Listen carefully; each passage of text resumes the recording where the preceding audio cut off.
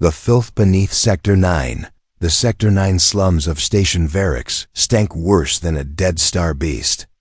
Garbage piled higher than doorways. Machines leaked dark oil into the streets. Creatures of all shapes passed by with covered noses. Even the aliens who lived there hated it. In the middle of that filth, a tiny figure moved slowly, digging through metal cans and old wires. She was small, thin, and covered in dirt. Her hair was tangled. Her skin, blue and gray, was hidden under layers of grime. She wore only a torn piece of cloth that barely counted as clothes. Most called her Trash Girl. Nobody knew her real name. She had no family, no home, no voice in this place. Her hands shook as she picked up a half-eaten protein bar someone had thrown away. She bit into it like a wild animal. Her stomach made noises, but her eyes stayed alert. She'd learned the hard way others would fight her for scraps. Behind her, a group of alien traders laughed. "Look at that thing," one of them said. "Disgusting little rat. Should put her out of her misery," another growled. A guard stomped by. "Move along, trash," he shouted, kicking the girl's tin can pile. She didn't speak. She just backed away slowly and moved to another heap. It was a day like every other. Until he arrived. From the top of the stairs leading to the marketplace, a man stood still. Human, tall, in a dark jacket and boots, with a rough face but kind eyes. He looked out of place here, too clean for Sector 9. His eyes locked on the girl. She felt it. She paused mid-dig, turning to look back. The crowd kept walking. Traders mocked. Guards barked. But the human didn't move. He walked slowly toward her. She backed up, thinking maybe he'd hit her like others did. Instead, he knelt. "Are you hungry?" he asked softly. The girl stared at him, unsure if it was a trick.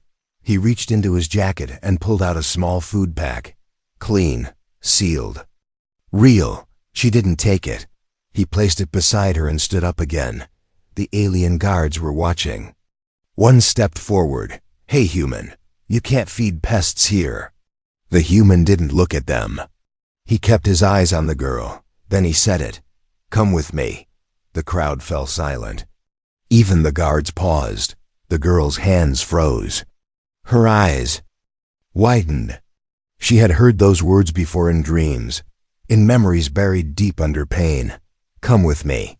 For a full minute, no one moved. Then one guard stepped forward, baton raised. "You want this creature? Fine. Take her out of this district. She's been a burden long enough." The girl blinked. She looked at the food pack, then at the human. He held out his hand. Slowly, shaking, she reached out her dirty hand and placed it in his. And just like that, everything changed. The human walked through the crowd, the girl beside him. No one stopped them, but everyone watched. Some were confused. Others laughed. "Foolish human," someone whispered. "He'll regret it."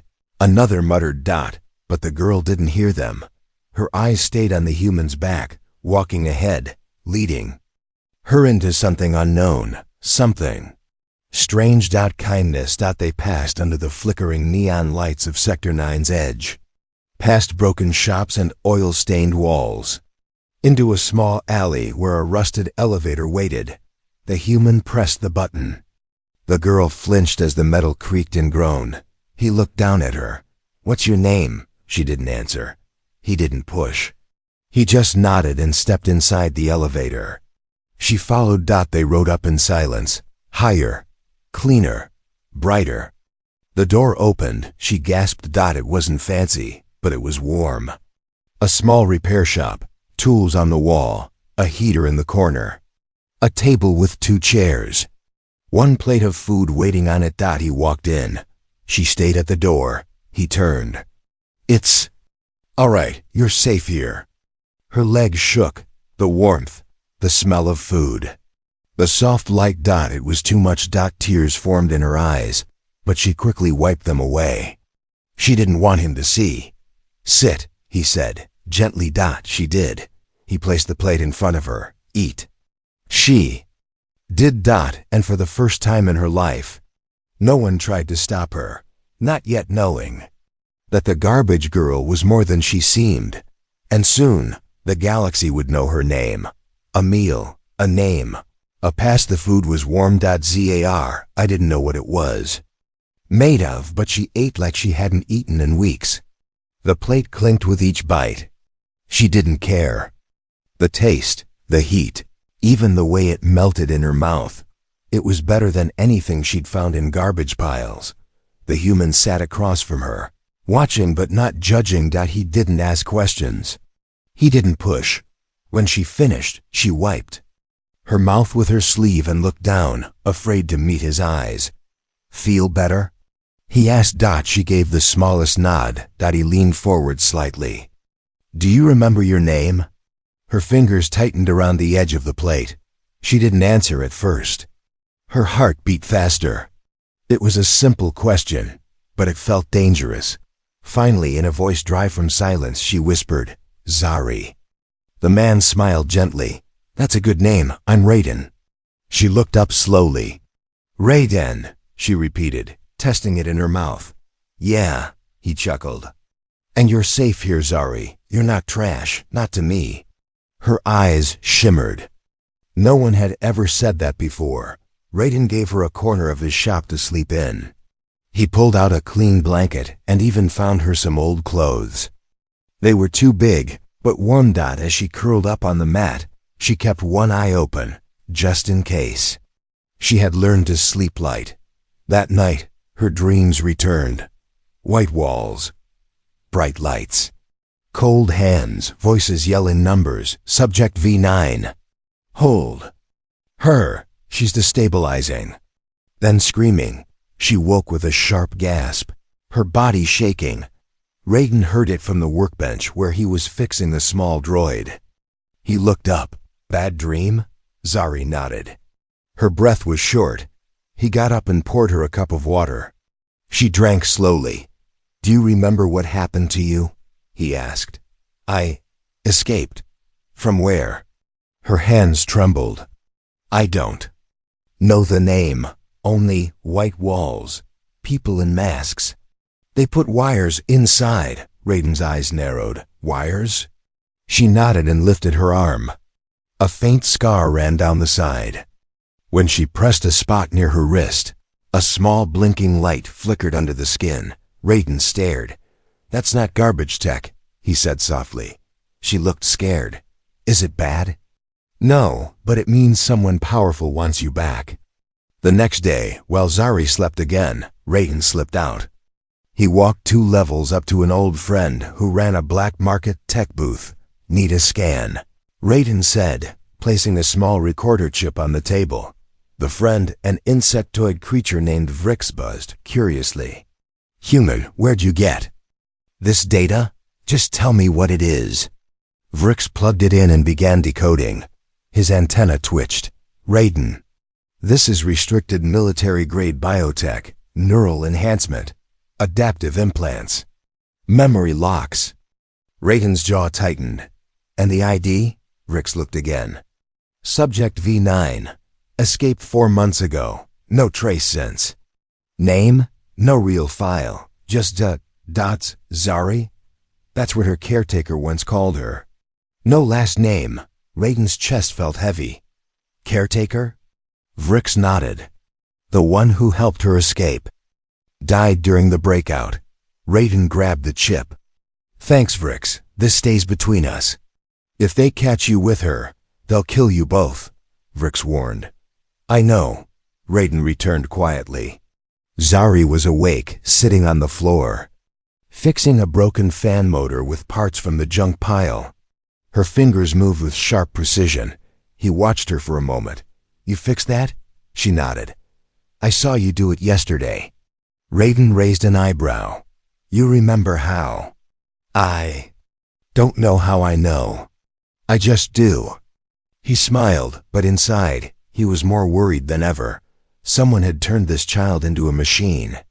Or a weapon. Later that evening, Raiden cooked a meal. As they ate, he asked softly, Do you remember who helped you escape? Zari stared at Her food. A woman. She had soft hands. She said my name. Told me to run when the alarms rang. I heard her scream. Raiden placed his fork down. She died saving you. Zari looked at him. Why? Because she saw something in you. Same as I do. Zari wiped her eyes. I don't want to go back. You won't, he said. Not while I'm alive. But he knew. They would. Come. Whoever built her wasn't going to give up. She wasn't just a little alien girl from the garbage dot. She was Subject V9. And the hunt had already begun. Wires under her skin. Raiden couldn't sleep. He sat at his workbench, his tools untouched. His eyes kept drifting to the corner of the room where Zari slept, curled up in her blanket. Her breathing was light, but peaceful for now. The blinking light under her skin stayed in his mind. That wasn't normal tech. That wasn't street junk. Someone had designed it. Someone had placed it there. And if she was Subject V9, then they'd come looking. He pulled up a cracked screen and opened a private data channel. His fingers typed quickly. He searched the blacklisted lab codes he found in the chip. One name kept showing up. Project Null Bloom. He clicked deeper. The files were old, scrubbed clean. No names, no test logs. Just one red warning at the top. Classified. Escapee highly unstable. Use extreme caution. That warning wasn't about danger. It was about fear. Raiden closed the file. His fingers shook. The next morning, Zari was already awake. She stood by the wall, staring at an old broken robot arm Raiden had tossed aside days ago. It was rusted, dead. She knelt, touched it, and whispered something. Click. The arm moved. Raiden froze. Did you just fix that? He asked. I didn't fix it, Zari said softly. I told it to wake up. Raiden approached. How? I don't know. I feel things, machines, like they're sleeping. And I can wake them up, but only small ones. He sat on the floor beside her. Zari, do you know what they did to you? She shook her head. Only flashes. Wires in my head, lights in my eyes, screaming, cold metal tables. Raiden reached out and gently took her arm. Can I see? She hesitated, then nodded. He pulled back the sleeve. The scar was clearer in the daylight. A small metallic panel sat just under her skin. With a tiny tool, Raiden touched its edge. Beep. A line of light ran up her wrist and into her palm. Raiden leaned back. Zari, this is military-grade neural tech. It links your brain to machines. She looked down at her hand. Am I a machine? No, you're a child. They just tried to turn you into one. A loud bang interrupted them. Raiden jumped to his feet. Zari backed into the corner. Someone was at the shop door. Hammering hard. Raiden whispered, Stay. Here. He grabbed a wrench and opened the metal door, just a crack. Two strangers stood outside, one tall with glowing red eyes, the other with a scar across his snout. Not local traders. Not friends, looking for someone, the taller one said in a voice like sand. Not selling today, Raiden replied. The scarred one grinned. Little alien girl, big eyes, weak voice, you seen her? Raiden forced a laugh. Trash girls are everywhere. Pick one. The taller one leaned forward. This one's special, very expensive. Stolen property. Raiden's hand tightened. Around the wrench. She's not property.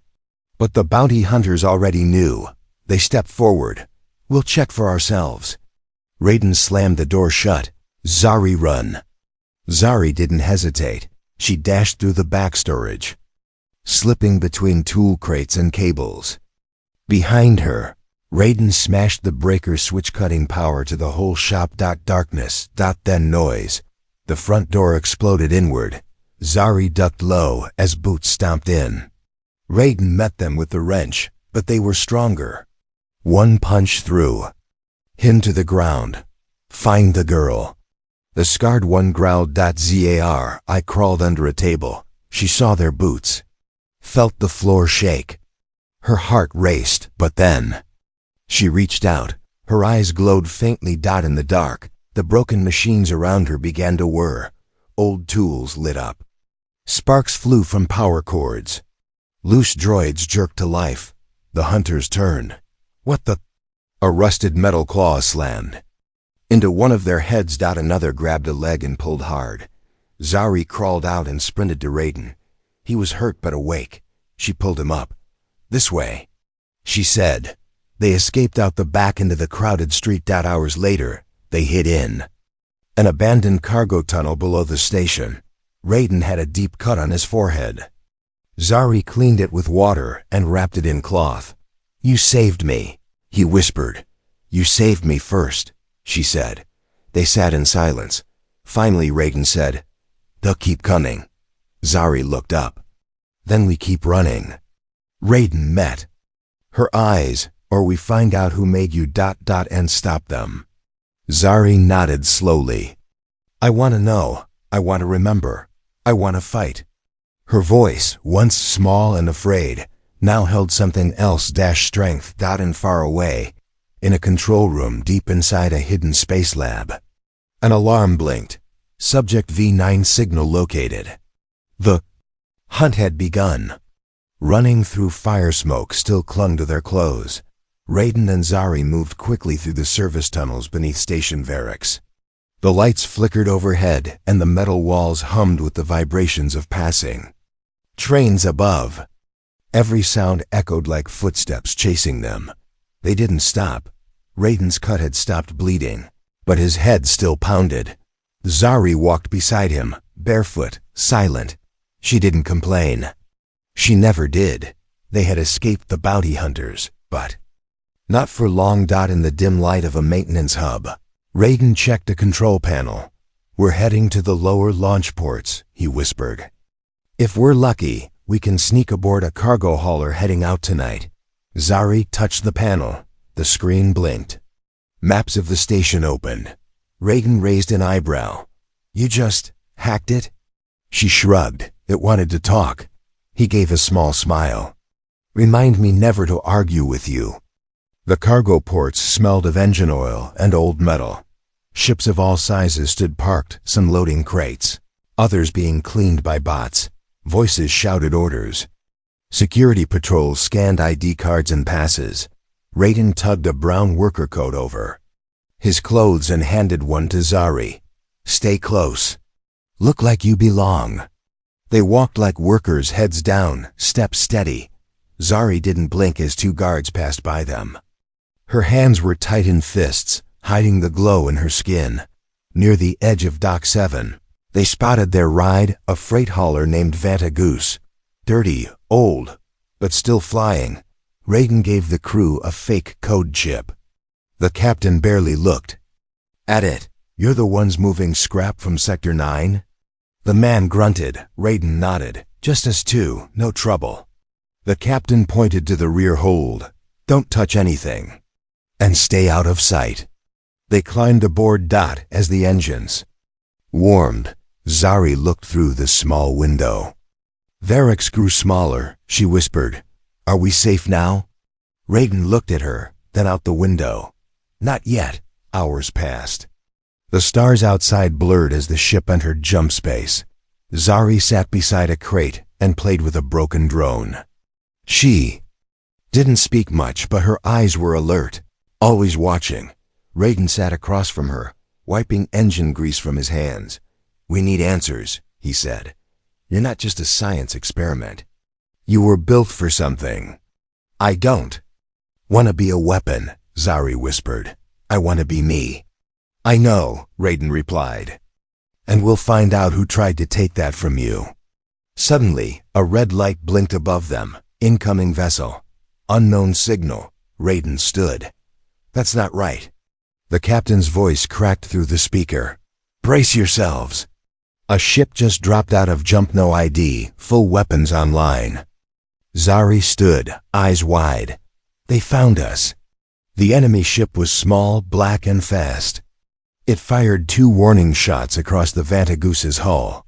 Explosions rocked the cargo bay. Raiden grabbed Zari. We have to get to the escape pods. Sirens screamed, crates tumbled.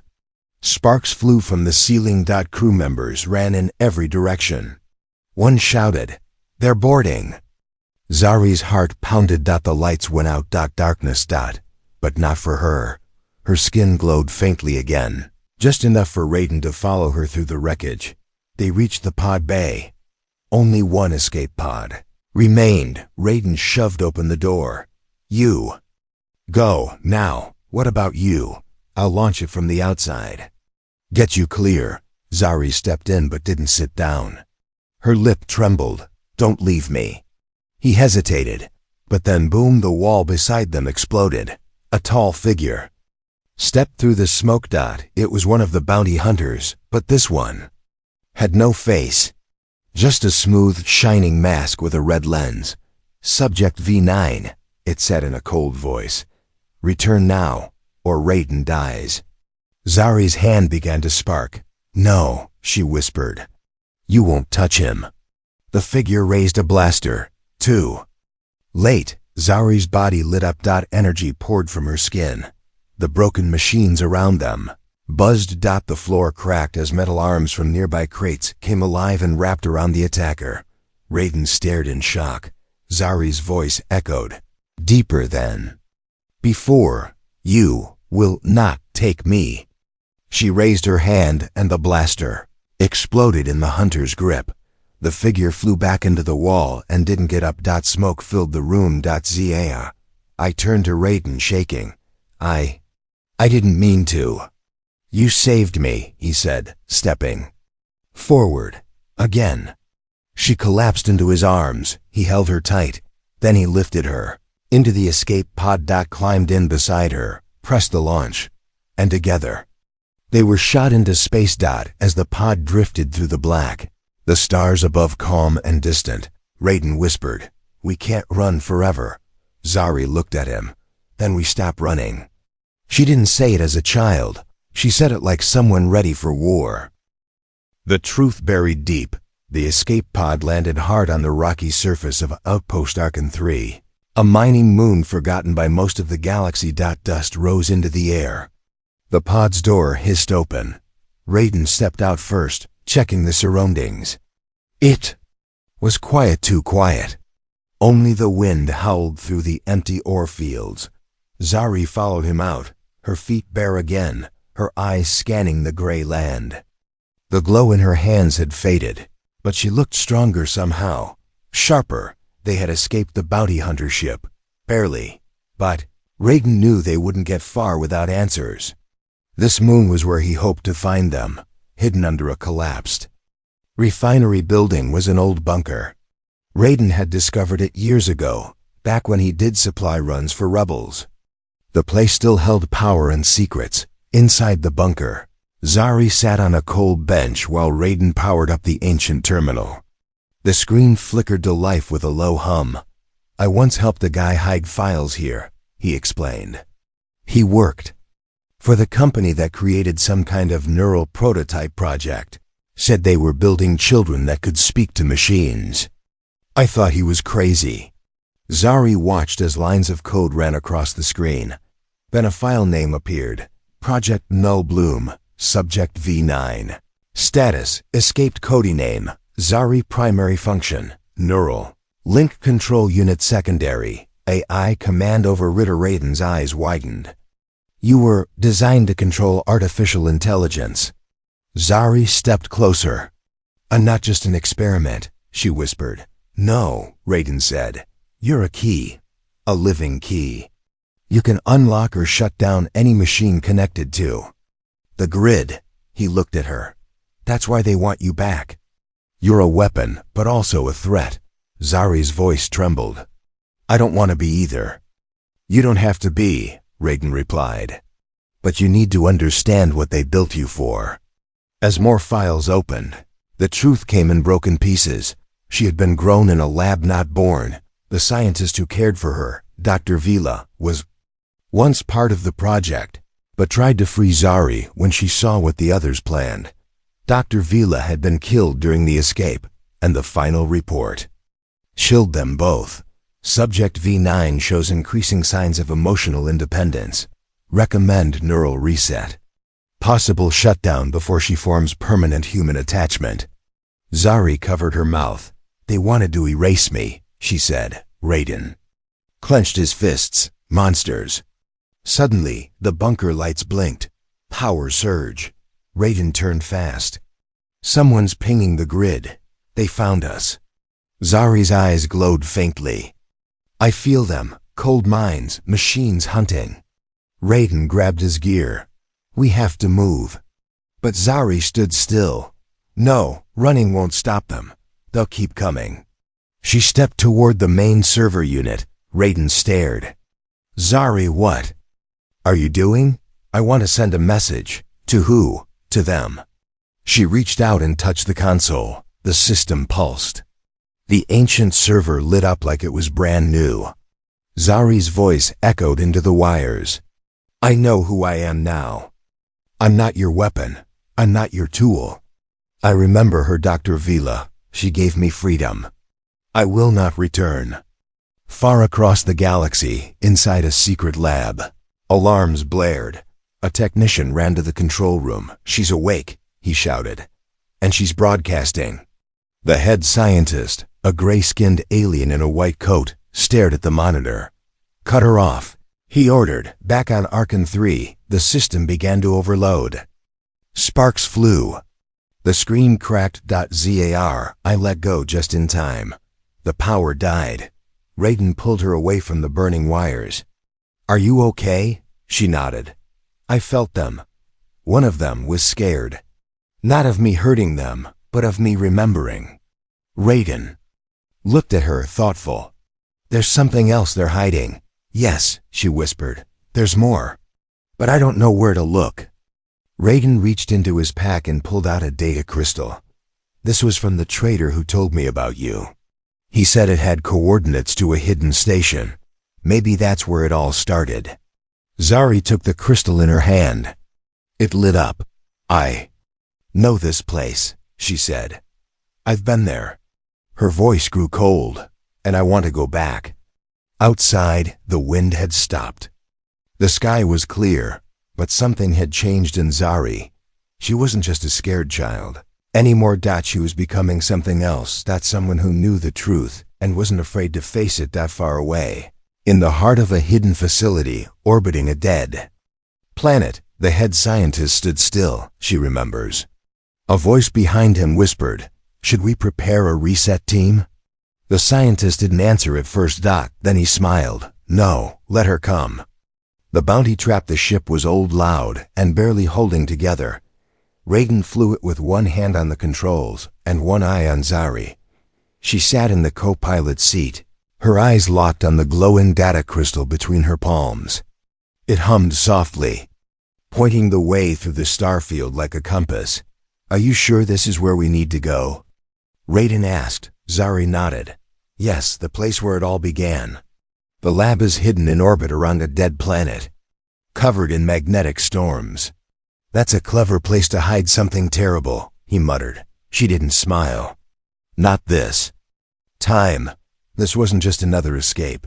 This was returning to the cage to break it forever. The coordinates led them to Theta Sigma 12, a black planet scarred by impact craters and wrapped in wild electric clouds. Nothing should have been able to survive there, but hidden inside the storm was a station. It flickered in and out of sensor range.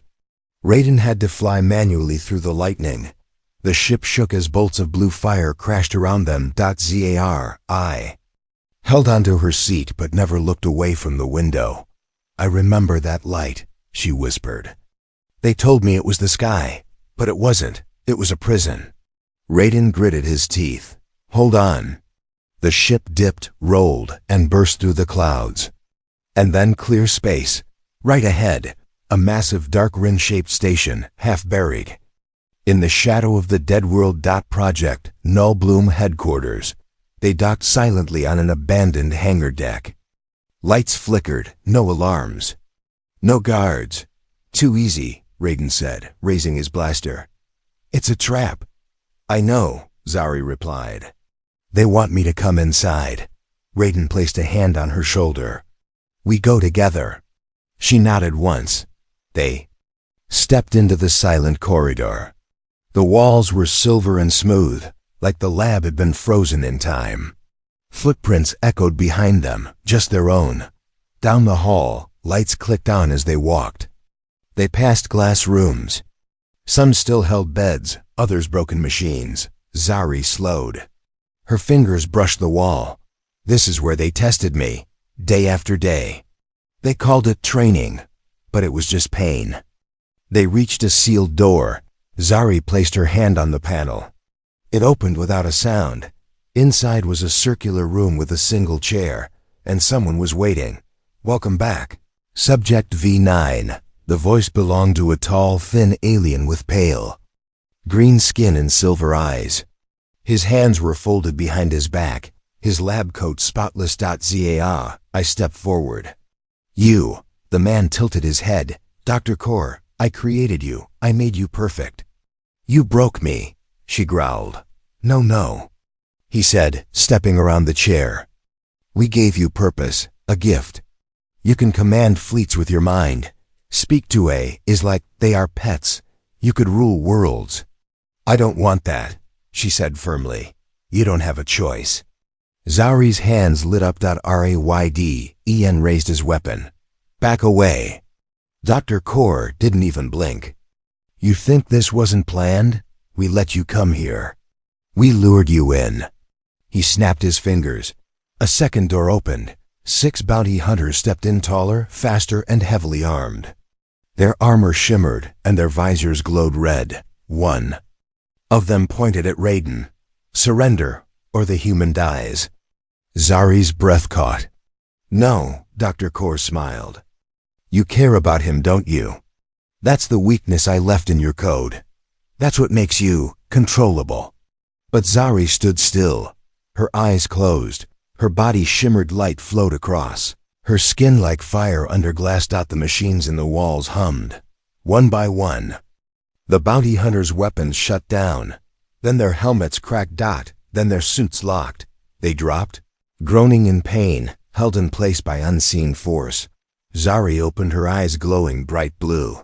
You don't own me, she said. I am not your weapon. Dr. Core stepped back, finally afraid. But I made you, he shouted. You belong to me. Zari stepped forward. No, I belong to myself. And I came here to end you. Suddenly, he lunged for a nearby console. Raiden fired, but missed. Core slammed his palm on a red button. The floor under Zari opened. Trapdoor. Zari fell.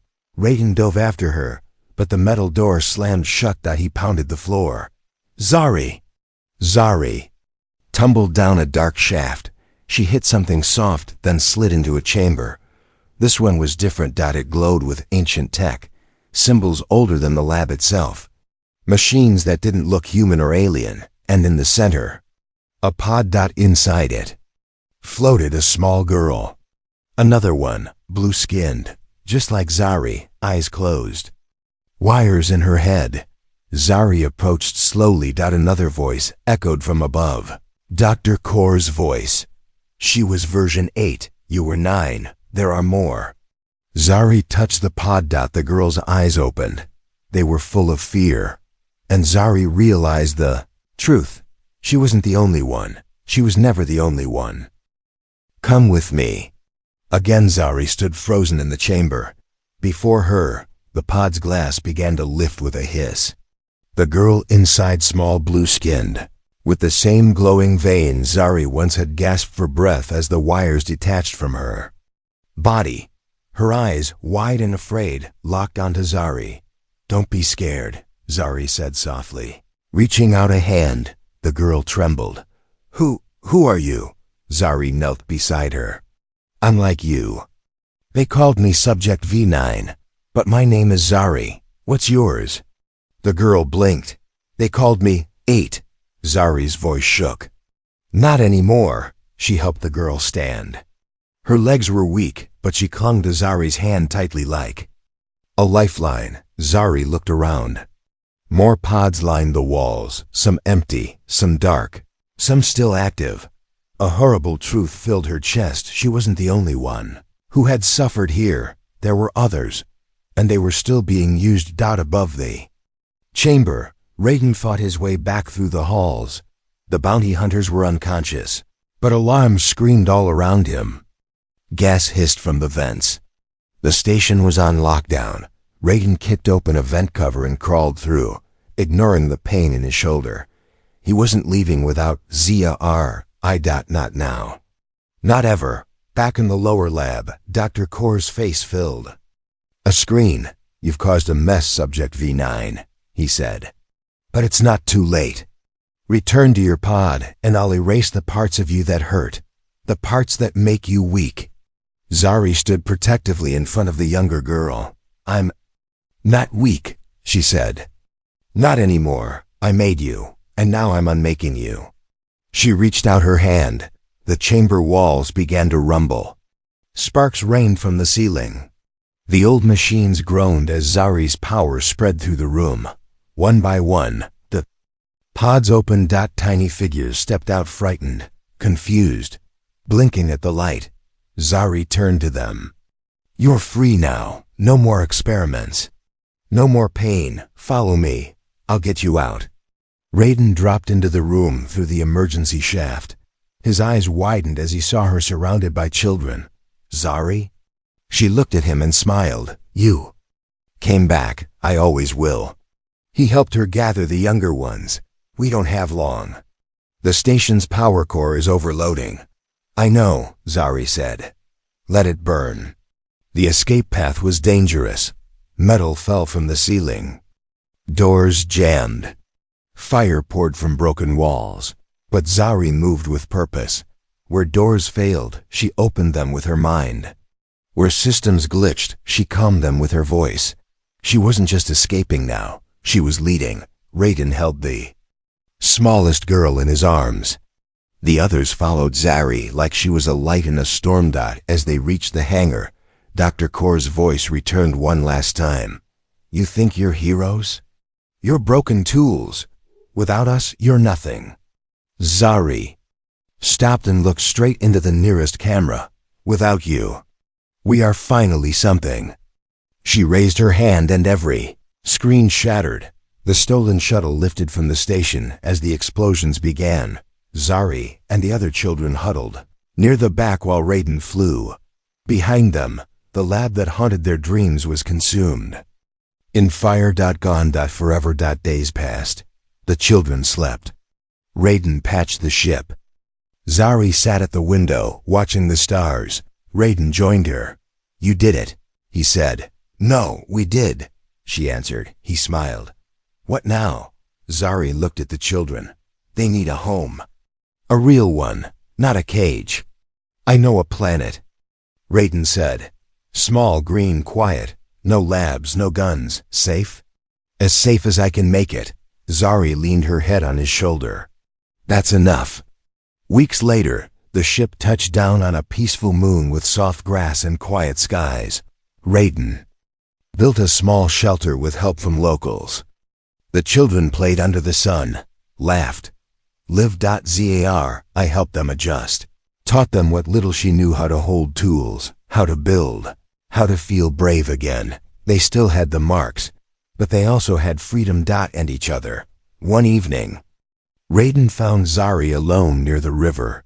She stared at her reflection. No wires, no scars, just her face in the water. He sat beside her.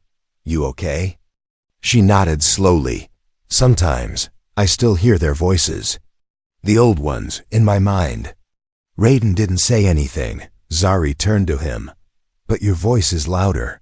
He smiled and she whispered, when I was in the garbage. You said, come with me. That changed everything.